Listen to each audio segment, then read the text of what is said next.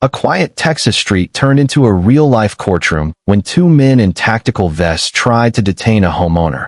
Without realizing the man they chose wasn't just any resident. He was an FBI agent they should never have crossed.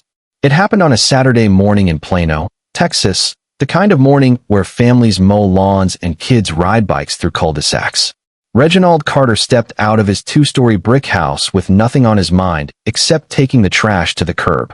He hadn't taken 10 steps before spotting three figures waiting at the end of his driveway. Two men in black tactical vests with community enforcement stitched across their chests, and standing between them was HOA President Linda Whitfield. None of them were smiling.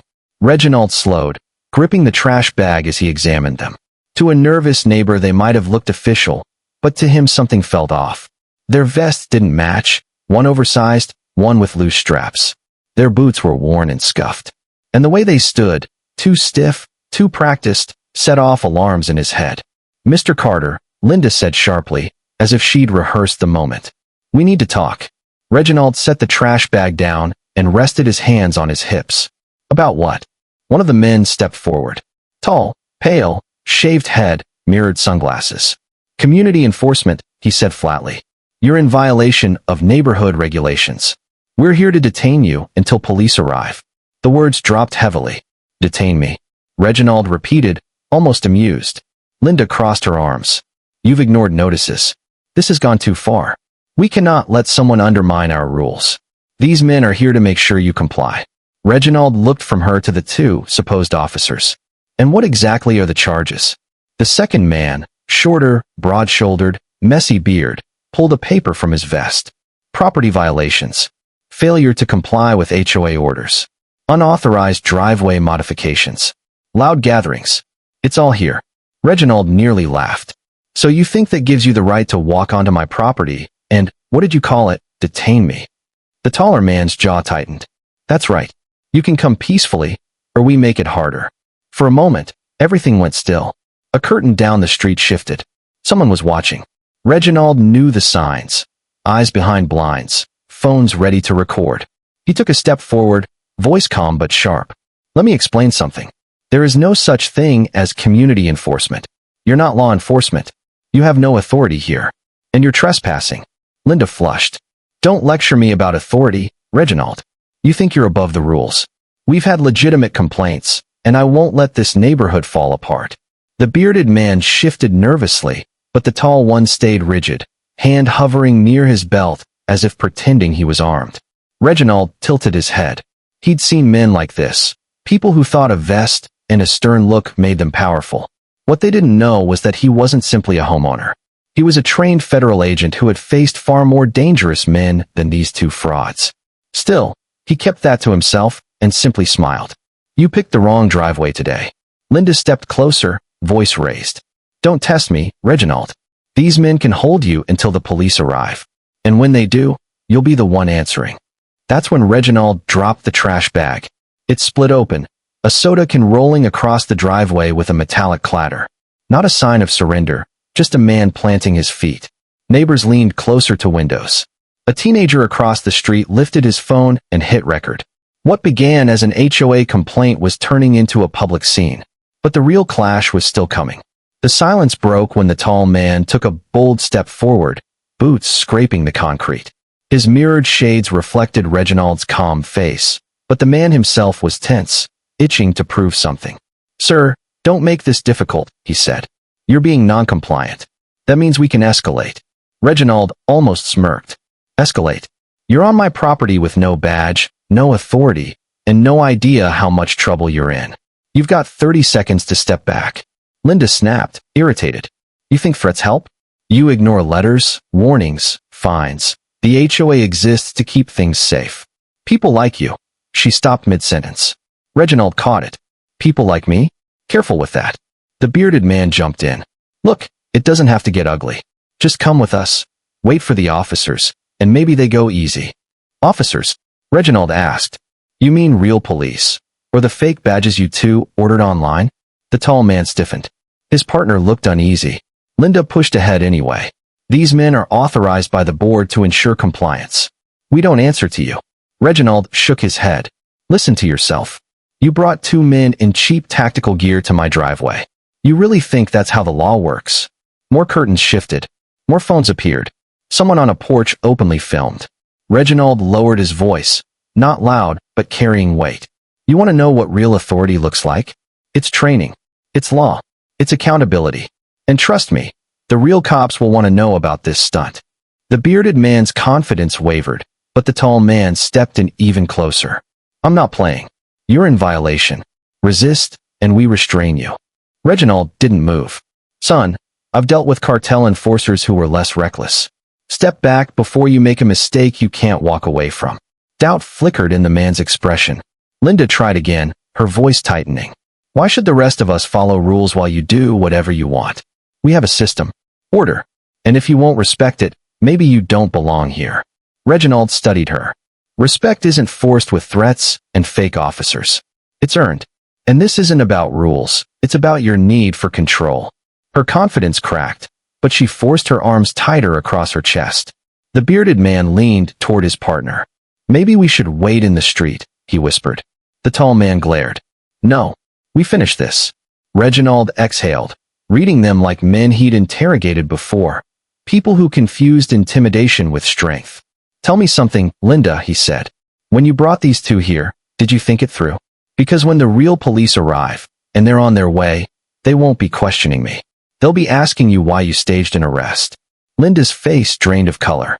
Then a voice shouted from across the street. Leave him alone. More neighbors joined in. What started as an HOA dispute was turning into a neighborhood standoff.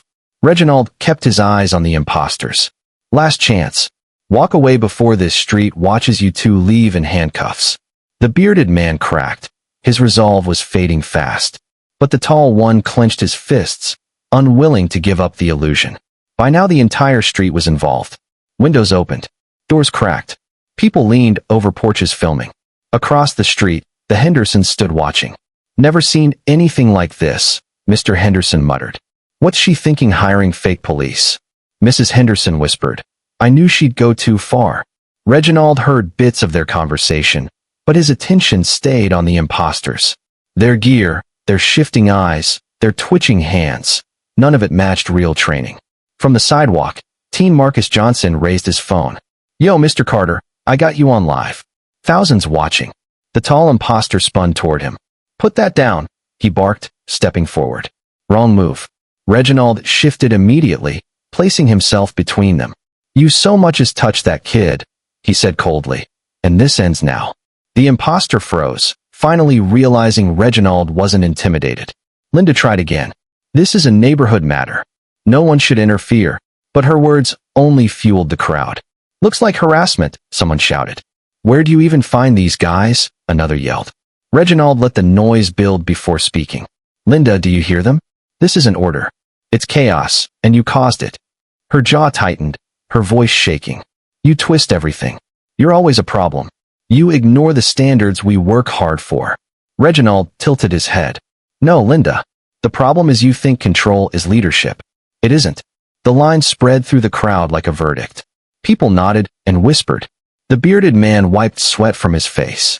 Maybe we should go, he muttered. But the tall one insisted. No. Last warning. Come with us peacefully, or we use force. Reginald almost laughed. You really want to try that in front of every witness here? With all these cameras? Go ahead. Show everyone who you are. The tall man faltered, looking around at the raised phones and murmuring neighbors. Linda stepped forward again, desperate. Don't listen to him. He's manipulating all of you. He thinks because of his job. Reginald cut her off.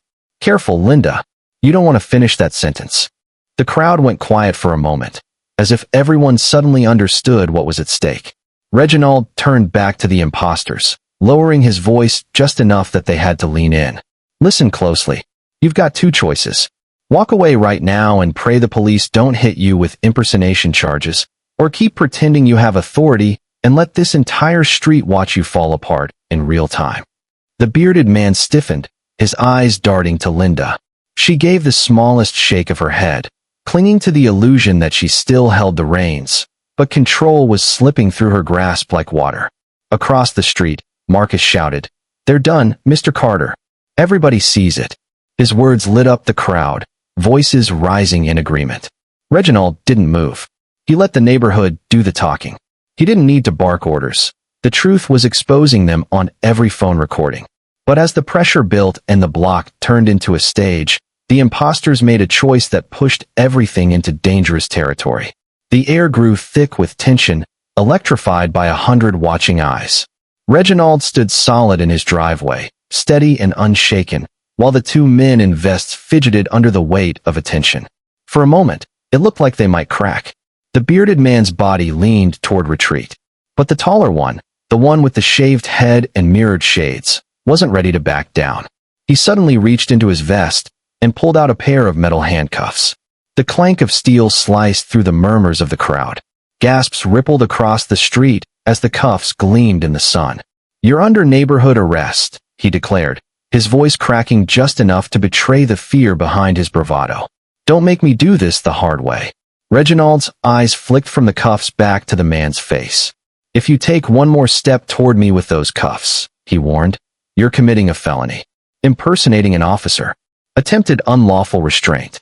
That's prison time, not a warning." The man's grip tightened even as his confidence wavered. His partner hissed, "Eddie, this is crazy. We can't cuff him. We'll get arrested."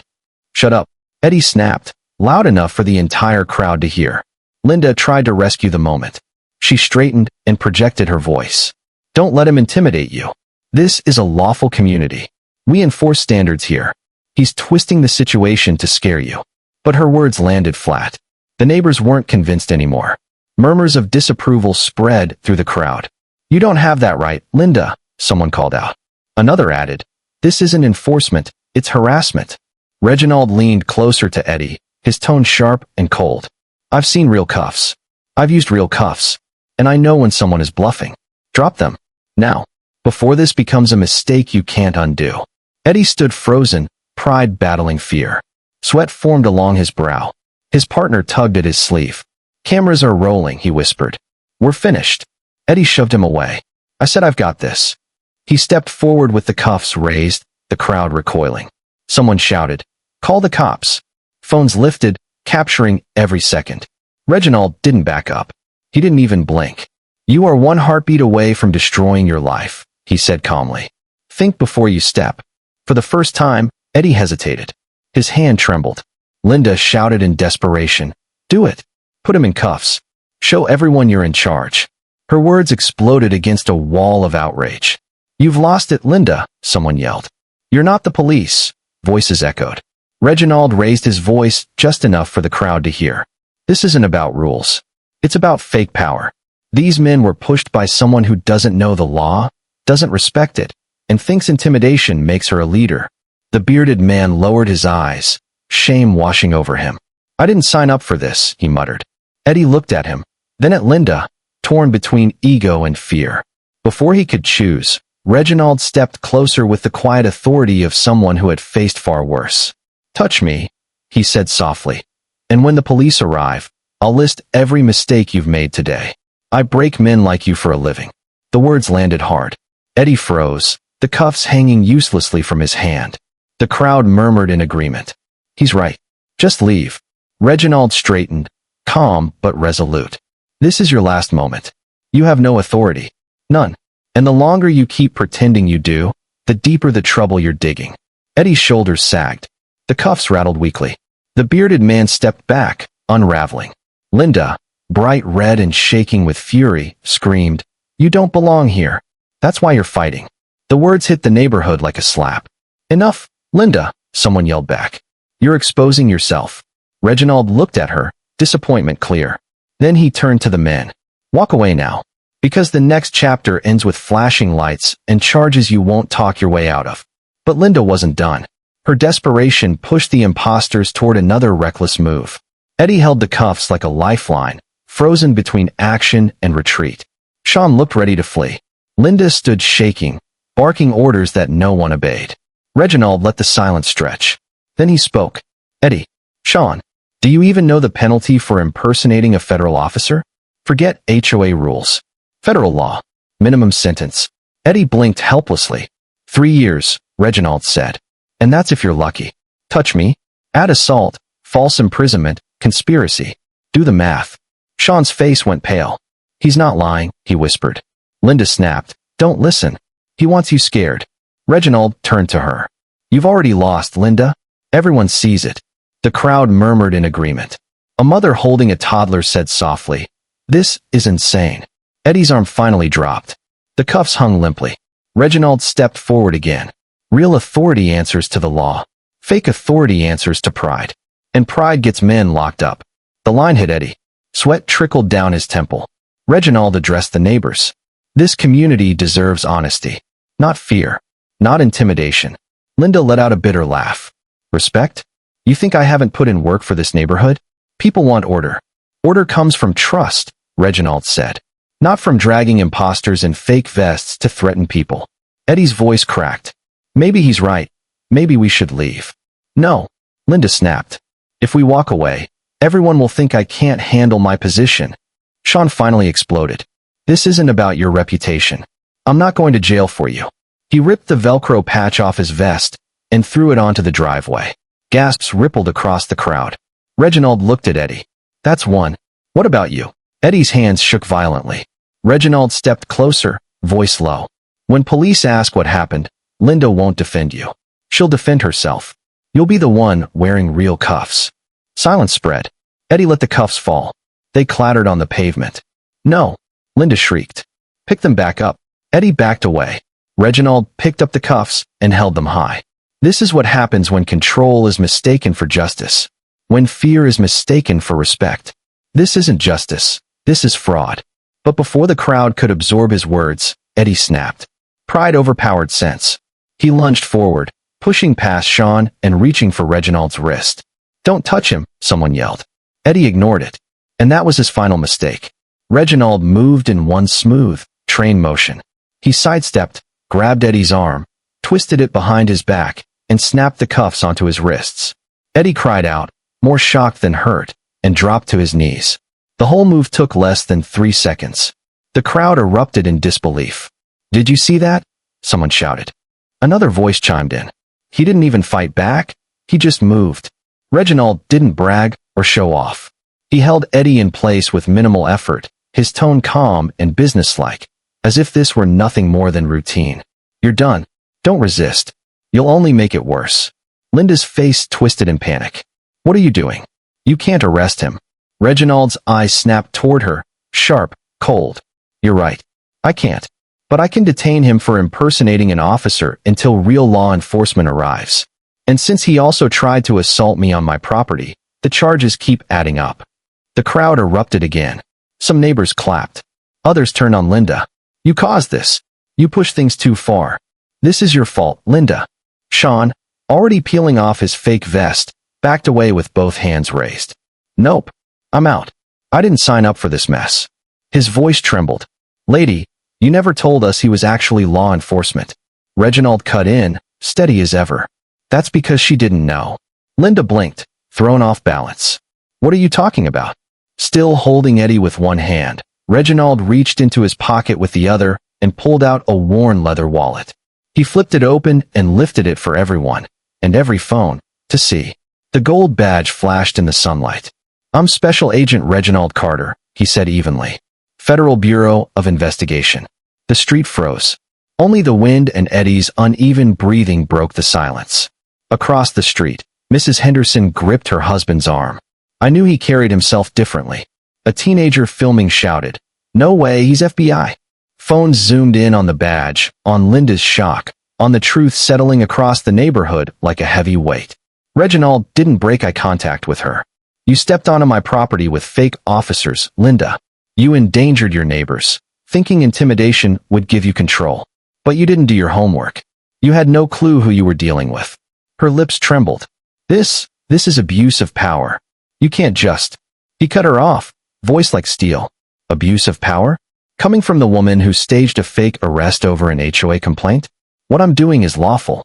What you did is criminal. The neighbors murmured again, this time with disgust. Every excuse Linda tried only sank her deeper.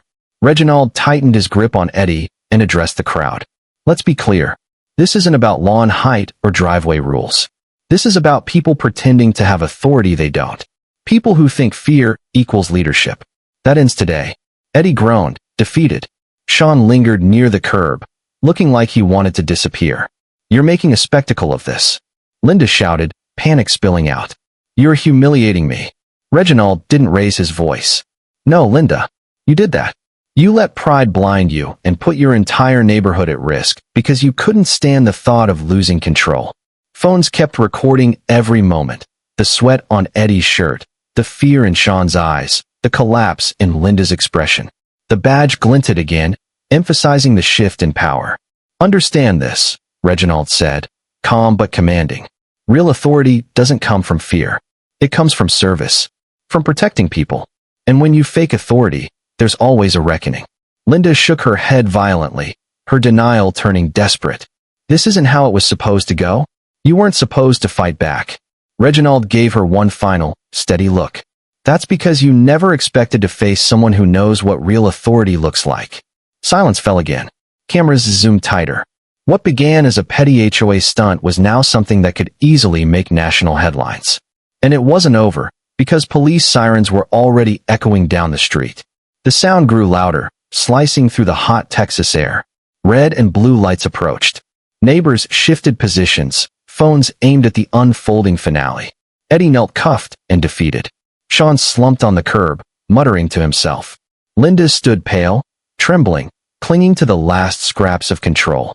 You can't do this, she stammered. The police will side with me. They know me. I'm the HOA president. Reginald didn't even look at her. The only thing they'll know is that you brought in fake officers to intimidate a homeowner. And they'll know because your entire neighborhood filmed you doing it. He nodded toward the crowd, every phone raised, every witness watching. Linda looked around in panic. No one defended her. She's done, Mr. Henderson muttered. It's all on video, his wife added. Reginald leaned toward Eddie. Stay still. I'll hand you over when they arrive. Don't make this worse. Eddie stayed silent, dread replacing defiance. 2 patrol cars rolled in, tires crunching across the pavement. Officers stepped out with practiced caution. Hands where we can see them, one shouted.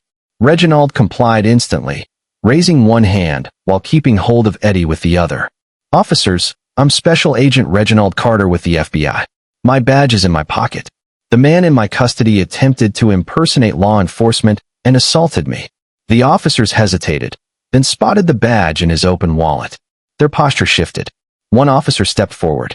Let me see your credentials, sir. Reginald handed them over. The officer studied them, then nodded with a new, respectful tone. All right, you're good. We'll take him from here. The crowd murmured again as Eddie was lifted to his feet and escorted to a squad car. Linda's voice cracked. No, he's not the criminal. He is. You have to believe me. A female officer stepped toward her, eyes sharp. Ma'am, we have several witnesses. And from what we're seeing, this looks very bad for you. Did you authorize these men to act as law enforcement? Neighbors shouted over one another. She brought them. We all saw it. She ordered them to arrest him. The officer's face hardened. Ma'am, step aside. If you interfere again, it becomes obstruction. Linda's shoulders sagged. Her authority meant nothing now. Sean tried to shrink into the background. I didn't touch anyone. I just want to go home. We'll need your statement, an officer replied. Don't move. The neighborhood buzzed with whispers and shaky laughter. Reginald raised his voice just enough. This is why you don't let fear guide your decisions. Real authority serves the truth. But Linda had one last, desperate outburst. You think you've won, Reginald? People like you don't belong in neighborhoods like this. Gasps exploded from the crowd. That's enough. We heard you loud and clear. You lost every bit of respect. Reginald didn't look angry, only disappointed. You just revealed exactly who you are. And everyone here will remember it. Phones caught her final collapse. Neighbors turning away, heads shaking. And even as Eddie sat cuffed in the patrol car and Sean prepared to talk, it was clear, the fallout from Linda's choices had only begun. Officer Ramirez and Officer Green discussed quietly near the center of the street, their glances toward Linda sharp and deliberate. Reginald stood at his steps, calm, collected, unshaken. Ramirez finally walked over. Agent Carter, thanks for working with us. Dispatch confirmed your credentials. Looks like you handled everything properly. Reginald nodded once.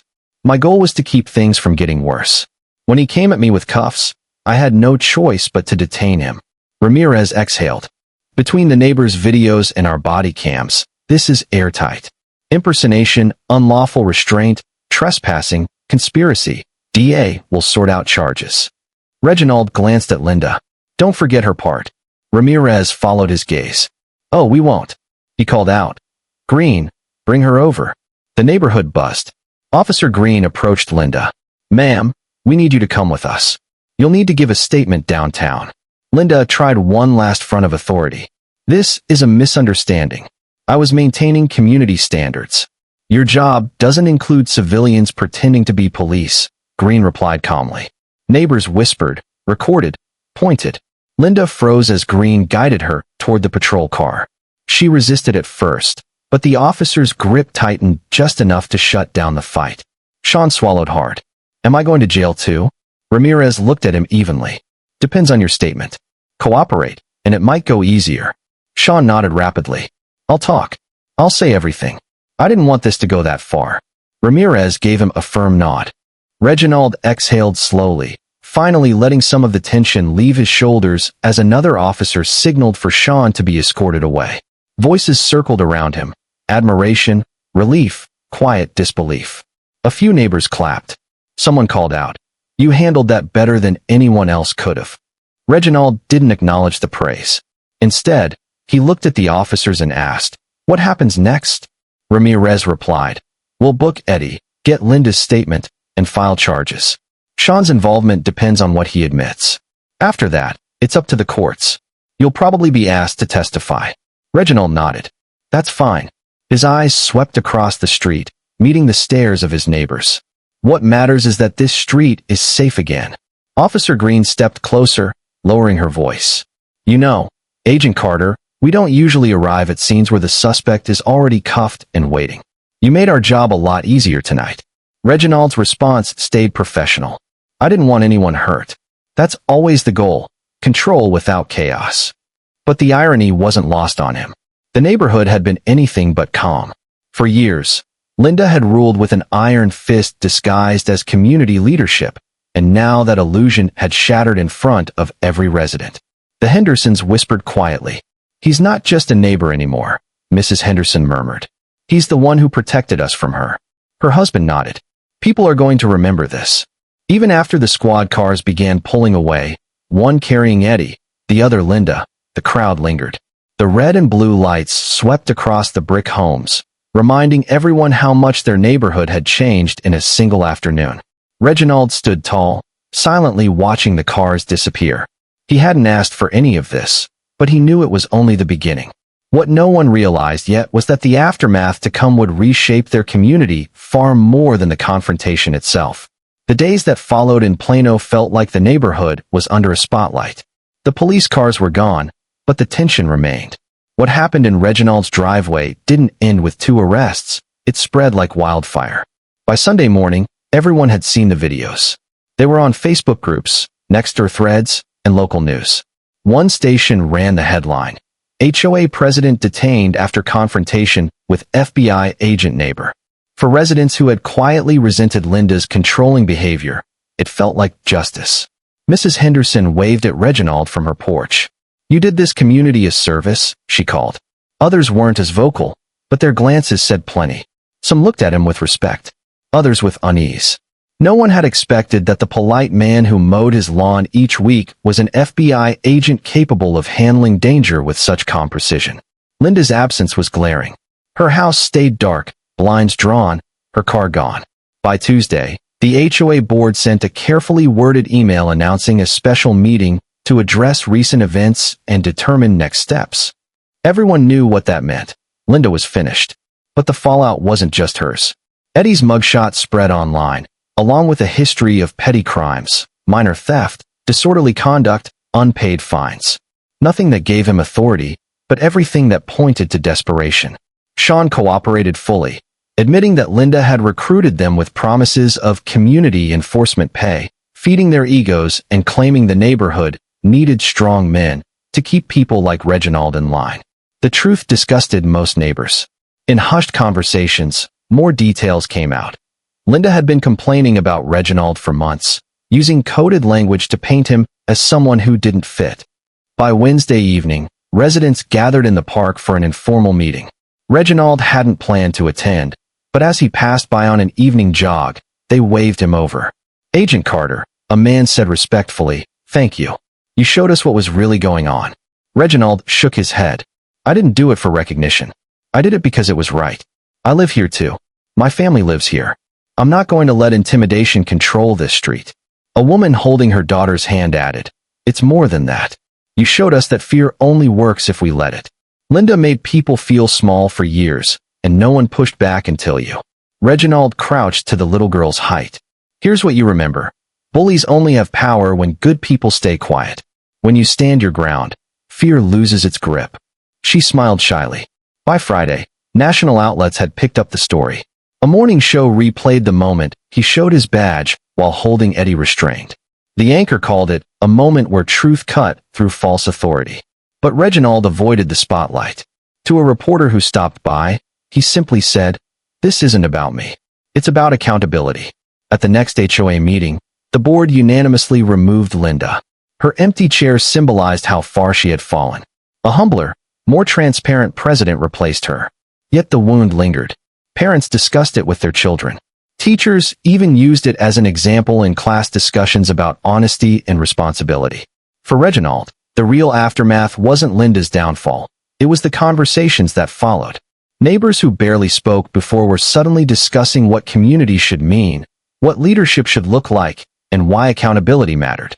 One evening, Marcus, the teenager who live-streamed the incident, approached him. "Mr. Carter, that video's at 1 million views. People keep calling you a hero." Reginald smiled faintly. "I'm not a hero, Marcus. I just refuse to be bullied." Marcus nodded. "Yeah, but you showed everyone how to do it." Reginald looked down the street. Kids were riding bikes again, neighbors talking on porches. The street wasn't perfect, but it felt lighter, freer. "Maybe that's the real win," he said quietly. Still, he knew one more lesson remained, something that could outlast any HOA rule. A week after the confrontation, the neighborhood woke to a calm Saturday morning. The lawns were trimmed, kids raced their bikes, and parents watched without tension. But each time someone passed Reginald's driveway, they glanced at it like it was a landmark, a place where truth stood taller than intimidation. Reginald walked onto his porch with his coffee, watching the block come alive. He hadn't sought attention, but neighbors waved, nodded, thanked him anyway. He didn't bask in it. His focus was on what the community needed to carry forward. That afternoon, the HOA held a special gathering in the park. Nearly every household attended. Conversations hushed when Reginald arrived. He wasn't a scheduled speaker, but interim President Harold Jennings asked him to address the crowd. Reginald hesitated, then stepped forward.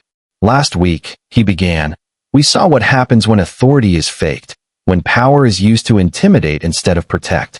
Things could have gone much worse. Kids were watching. Phones were recording. Lives could have been changed forever." He scanned the crowd. Curious faces, solemn faces, a few ashamed. "What matters now is deciding what kind of neighborhood we want to live in. One run by fear, or one built on respect and accountability." Murmurs of agreement followed. "Leadership isn't control," he continued. "It's service. And service means putting people first, even when you get no credit. That's the difference between authority and arrogance." Mrs. Henderson raised her hand. "What should we do if something like this happens again?" Reginald answered instantly. "Stand together. Speak up." The only reason those imposters had any power was because they assumed the neighborhood would stay silent. Silence is what bullies depend on. But when truth is spoken, the game ends. Applause spread through the crowd. Teens filmed the moment, Marcus included. Reginald looked at him. "Keep posting, Marcus. But use your platform for truth. Show people what accountability looks like." Marcus grinned. "Yes, sir." As the gathering ended, neighbors lingered, talking more than they had in years. The tension that once ruled the block seemed to dissolve. Later, as the sun set, Reginald stood in his driveway, the same spot where everything happened. He remembered the cuffs, the shouting, the flashing lights. But now, that spot symbolized something bigger, a turning point. He thought of his years in the bureau, the dangerous missions, the men who thrived on fear and power. And he realized something important. Sometimes the most meaningful battles happen right at home. He whispered to himself, the truth always comes to light. Children's laughter echoed down the street. He smiled, picked up the empty trash can, and carried it back to the garage. Life was moving forward, and that was the point. For everyone who witnessed that day, the message was clear: real power doesn't come from titles or intimidation. It comes from honesty, accountability, and the courage to stand firm. So if you're listening now, ask yourself, in your own community, in your own life, are you acting out of fear or out of respect? Are you staying silent or speaking truth when it's hardest? That's the choice each of us faces, badge or no badge. And if this story meant something to you, make sure to subscribe. Because stories like this remind us, sometimes the fight for justice happens right where we live.